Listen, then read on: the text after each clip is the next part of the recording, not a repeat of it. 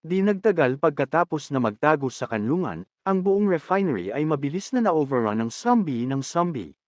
Nakakakita ito, nadama ni Xiaoholian ang sakit sa puso. Ang refinery na pinaghirapan niya upang mapanatili ng matagal ay malamang na nawasak. Pinapaginhawa siya ni Bayang Wu. Nabatid na namin ang lahat ng mga pangunahing puwersa na darating kaagad para sa suporta. Pagdating nila, dapat pa rin tayong magkaroon ng isang pagkakataon upang makitungo sa sangkawan sa labas ng Xiaoholian clenched ang kanyang mga kamao, mukhang walang magawa. Malawak ang horde ngayon, marahil ay maraming beses na mas malaki kaysa sa huling oras na nakaupo ang isang pagsamba sa nyebe, at tila mas mabangis sila. Ang aming kolektibong lakas ng labanan ay mas mababa sa isang-third ng kung ano noon. Paano tayo dapat lumaban? Maaari ba siyang humiling ng suporta mula sa River South Domain? Tumugon siya ng walang magawa. Ang bawat pangkat ng pagsisiyasat ay may sariling misyon, at ang mga tauhan ng relocating ay komplikado. Nangangailangan ito ng pag-aproba mula sa pinakamataas na antas. Si Xiaoholian ay mukhang walang magawa, ngunit siya ay isang sinisisi na pangkat ng pagsisiyasat. Hindi rin siya tila may dahilan upang masisi sila. Pagkatapos ng lahat, ang krisis sa zombie ay sa huli ay makalangit. Mga lungsod ng dagat sa pag-iibigan. Sa sandaling iyon, na-access ni Mingqiu ang labas ng visual sa pamamagitan ng River South Domain's nebula system mula sa itaas. Ang buong refinery ay ganap na na-overrun ng sangkawan agad na nakapak na walang magawa si Xiaoholian. Tapos na kami ngayon. Wala sa atin ang maaaring lumabas. Noon lang, biglang nagsimula ang pag-ubo ni Bayang Wu, at agad na tinanong ng kanyang mga subordinate, na may nababahalang na boss, tama ba kayo? Bayang Wu alon ang kanyang kamay at sinabi, wala ito. Mukhang maaari lamang tayong humingi ng tulong mula sa itaas. Ngayon, sa kabila ng mga bakas ng dugo sa mga sulok ng kanyang bibig, si Bayang Wu ay mag-flash pa rin ng kanyang kapatid ng ngiti. Sa ngayon, ang sangkawan ay natipon. Maaari akong humiling ng suporta sa aerial strike mula sa punong tanggapan. Nagulat si Xiaoholian. Ibig mong sabihin na magkaroon ng mga missile ng sunog ng River South Domain dito na ganap na sirain ang aking refinery. At maraming mga materyales sa langis at gas na nakaimbak sa ilalim ng lupa dito. Kung sumabog sila, marahil ay hindi hahawak ang kanlungan. Sumimangot at nagbulong ang Bayang Wu, walang mas mahusay na solusyon na maisip ko.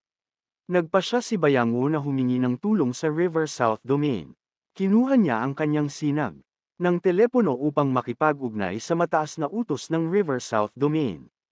Sa kanyang kasalukuyang antas, nagkaroon siya ng awtoridad na direktang makipag-ugnay sa kataas-taasang commander, si Zhu Ziyang.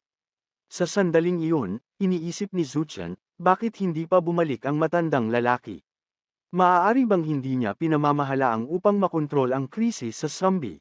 Dumiretso si Bayang Wu sa puntong nagtago kami. Sa Radiant Prosperity Shelter, at ganap kaming napapaligiran ng mga zombie dito. Kailangan namin ng suporta mula sa River South Domain. Agad na nagulat si Shu habang tumaas ang krisis sa zombie sa tagumpay na ito.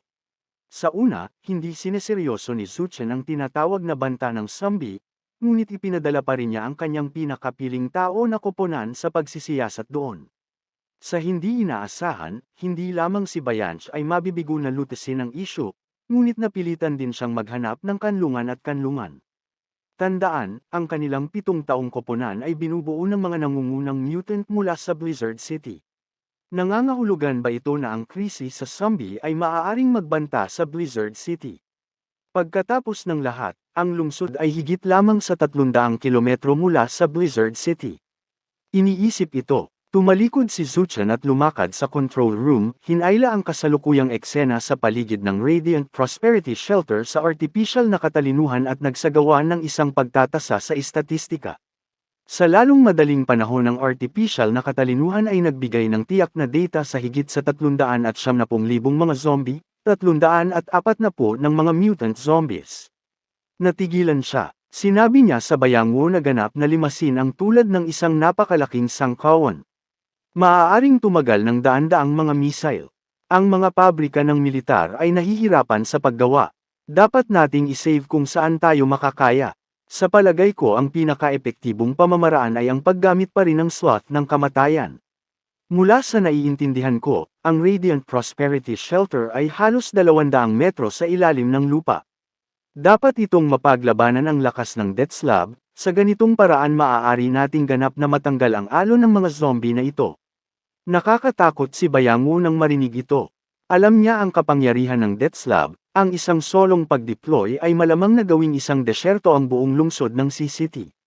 Malamig na sinabi ni Chu, gayunpaman, walang maraming mga nakaligtas na naiwan sa City. Ngayon, upang maiwasan ang pagkalat ng mga zombie, sulit na magsakripisyo ng ilang mga tao.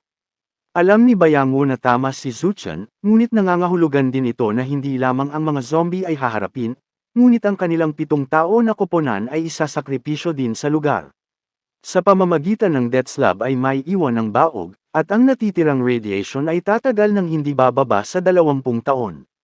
Ang mga supply sa loob ng kanlungan ay hindi tatagal ng mahaba, nangangahulugang lahat sila ay malamang na mamatay na nakulong sa walang halagang ito sa ilalim ng lupa. Napagtanto ng Bayangu na ang pag-asa sa River South Domain sa oras na ito ay hindi magagawa, bilang kataas-taasang commander ng River South Domain, hindi niya ikumpromiso ang kanyang tungkulin upang maiwasan ang isang krisis mula sa pagkalat sa buong River South Domain para lamang sa ilang mga subordinate. Ang Yinzing ay medyo walang magawa. Sinabi, Marshal Zuchen, maaari mo bang bigyan kami ng kaunting oras na nais naming subukan ng isang huling oras? Tumahimik sandali si Zuchen, pagkatapos ay tahimik na sinabi ng isang kamay ng panghihinayang. Okay, pagkatapos ay bibigyan kita ng 24 na oras. Kung hindi mo malulutas ang sangkawan noon, i-order ko ang pag-deploy ng death slab. Matapos tapusin ang tawag, walang ekspresyon si Bayangu. Lumapit si Xiao Holian sa kanya na sabik at tinanong, kailan darating ang mga pagpapalakas? Gumagamit ba talaga tayo ng mga missile? Sinulyapan siya ni Bayangu at malamig na sinabi, napakaraming mga zombie, at nagpa siya ang punong tanggapan na gumamit ng death slab upang maalis ang mga ito. Ang pahayag na ito ay nagdulot ng isang agarang pag-aalsa sa pinangyarihan. Nalaman ni Xiao Holian na ang death slab, na kilala rin bilang sandata ng Doomsday, ay hindi lamang maaaring ion ang buong Heavenly City, ngunit magdala rin ng radiation na magtatagal sa loob ng mga dekada. Galit na sigaw ni Xiao Holian, ibig sabihin ba niya na inilibing kaming lahat sa mga zombie na ito? Mahinahon na sinabi ni Bayangu, sa puntong ito, ang galit ay walang saysay.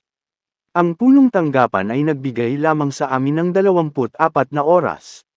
Kung hindi natin makitungo ang sangkawan gamit ang ating sariling lakas, kung gayon ang lahat sa atin ay magtatapos sa nakulong sa ilalim ng lupa, na sinasabi ito. Sinabi ni Bayangu bilang relo na nagsisimula sa countdown. Mabilis na natanto ni Xiao Holian ang pagkadali ng sitwasyon, na wala silang oras na natitira. Ngayon ay hindi ang oras upang talakayin ng tama o mali. Ang bawat tao ay kailangan upang pag-isahin ang kanilang karaniwang kaaway na ang mga zombie sa labas. Sinabi ni Bayangu kay Shaolin, kailangan ko ang lahat ng impormasyon mula sa iyong kanlungan, lalo na tungkol sa mga armas at kagamitan. Pagkatapos ay lumingon siya kay Mingchu at sinabi, iulat ang sitwasyong ito ng eksakto tulad ng iba pang mga pangunahing puwersa. Dapat maunawaan ng lahat na kung hindi nila ibibigay ang kanilang lahat upang matulungan ang lahat sa lungsod ng SIS ay mamamatay sa sandaling iyon. Inayos ni Bayangu ang kanyang baso at mayroon ito, at huwag kalimutang sabihin sa kanila, ang sinumang ng ahas na tumakas sa larangan ng digmaan ng domain ng Timog ay hahabol sa kanila ng walang tigil. Sa oras na ito, maraming mga pangunahing puwersa ang naglalakad din upang sumalakay sa isang base ng kasaganaan na nakaupo sa kotse. Shantian, ang emosyon ay halo-halong. Bagaman ang sangkawan ay isang halimaw na nilikha nila, ang kanyang damdamin ay mas komplikado kaysa sa iba. Ngayon ang sitwasyon ay medyo lampas sa kanyang inaasahan, medyo hindi maibabalik. Tulad ng isinasaalang-alang niya ang paggamit ng dugo upang ikalat ang sangkawan, nakatanggap siya ng isa pang mensahe. Sa loob ng 24 na oras, ang kamatayan Slav ay hampasin ang buong Heavenly City na karaniwang pumapasok. Basahin niya ito, at hindi maiwasang magalit, sinampal ang kanyang kamao laban sa bintana ng kotse. Ang kanyang pinakapangit na takot ay natutupad. Ang River South Domain, na may ganap na kahusayan ng militar, sa katunayan, ay may kapangyarihan na madaling panasan silang lahat. Pagkatapos nito, ang lahat ng kanilang mga pagsisikap ay magbabalik sa alikabok. Talagang hindi niya hayaang mangyari ito. Ngunit paano niya matiyak na ang kaligtasan ng koponan ng pagsisiyasat habang ginagawa ang pag-urong ng zombie sa sarili? At kailangan niyang gawin ito nang hindi napukaw ang hinala sa iba. Sa sandaling ito, nahuli siya sa isang problema. Samantala, sa direksyon ng distrito ng Herons River, natanggap din ni Jiang Yi ang babala tungkol sa death slab sa una. Medyo nagulat si Jiang Yi, ngunit mabilis niyang natawa ito, dahil ang lahat ng ito ay talagang nasa loob niya at bata na inaasahan niya. Siya ay sabik na makita kung paano magiging reaksyon ang mga tao mula sa sekta ng pagsamba sa nyebe sa pagtanggap ng mensaheng ito. Tiyak na hindi nila maglakas loob na mamatay ang pangkat ng pagsisiyasat sa Sea City. Kaya't tatalikuran ba nila ang daan-daang libong mga zombie o magpasya na bumaba ng isang beses? Ang alon ng mga zombie na ito ay matagumpay na tinanggal.